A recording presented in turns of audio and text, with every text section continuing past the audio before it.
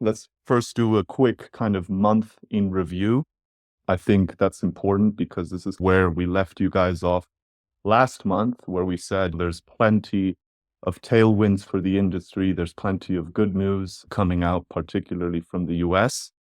And that is still true. And we did see that also towards the end of January, that prices, the Bitcoin price started to pick back up and broke again the 100K mark. But since then, we've had maybe a bit of a difficult month. I think we can both agree here, Michael. So we started off the month with the news in the US that Donald Trump was imposing kind of wide range tariffs. This has since toned down. His language on tariffs has since toned down. But that weekend, the early February weekend, Donald Trump did announce his will to tariff both Canada and Mexico. Of course, it was later announced that this was delayed, but we did see a clear trend during February where crypto assets and specifically Bitcoin was quite reactive to macro data points. We saw what followed that period, following the tariff threats, was what I would say a kind of period of consolidation, or where capital, a lot of capital, we feel was sidelined from market participants because they were waiting for the next significant development. We had a lot of pro-crypto rhetoric at the beginning of the year and at the end of last year. And so in our view, the market was waiting for something structural to really change.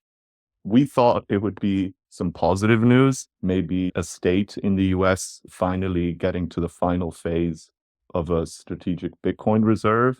But unfortunately, we were faced with the bad news on Friday that Bybit, a large centralized exchange, was actually faced with the largest hack in the internet history, worth around $1.5 billion. So we're going to unpack that a little bit as well. But what we've seen since then is that capital has flown out of the crypto economy, and that maybe some participants are trying to de-risk their crypto exposures. So let's break down the Bybit hack. I think that's a good place to start. I mentioned already that it is the biggest hack, not only for crypto, but of the history of the internet. And just to put it at a high level, for those of you who either didn't yet read our newsletter, where we unpack this in more detail, but it was a really complicated attack. And it was one where the hackers, the group that was identified was the North Korean group Lazarus Group. And essentially what they did was siphon around $1.5 billion worth of Ethereum or Ethereum equivalents to one of their own wallets. What was positive, though, I would say, is the fact that this is another test of blockchain technology, right? Thanks to blockchain's open source nature, and the fact that you can trace transactions quite easily, the attack was identified in a short matter of time. And actually, the whole crypto kind of community worked together to identify who did it, identify the size, and also the potential vulnerabilities.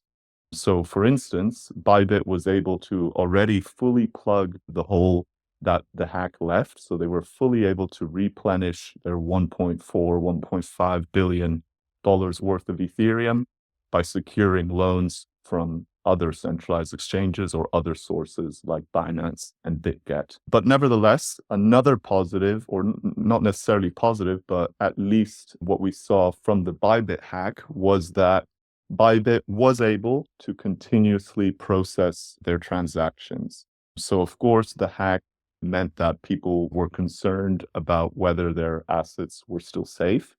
And so this meant a lot of people with assets in Bybit started to withdraw. So there were around $6 billion worth of assets that were withdrawn in the immediate aftermath of the hack. And unlike in previous centralized exchange concerns, like we saw with FTX, Bybit was able to continue their operations, which was a positive for the industry. I think they had around 350,000 withdrawal requests, which were all processed normally. But of course, I think more than anything, it again raises the question, or begs the question, about how can we access crypto? How can we get exposure to crypto with in a safe manner or in a transparent manner, but also without sacrificing accessibility. And the predominant way, or the main way that mainstream investors usually get their crypto exposure, I would say, is via these centralized exchanges.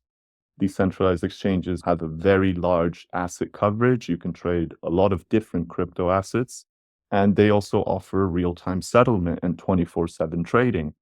But as we saw with FTX, and as we now also saw with Bybit, it does introduce a kind of fragment of counterparty risk. The other option for going direct is by custodying the assets yourself. However, I feel that for a lot of investors, particularly those who have just started their crypto journey, that requires a lot of technical knowledge. You need to be able to manage your keys properly, and you need to be able to be confident enough to do these transactions on your own and storing these assets on your own. And as we saw with the Bybit hack, that doesn't necessarily mean you're safe from being targeted by hackers. So this begs the question again, how can we access these assets? And I think, of course, this is what we do at 21 Shares, but we do think that another option is by accessing crypto through ETPs or ETFs.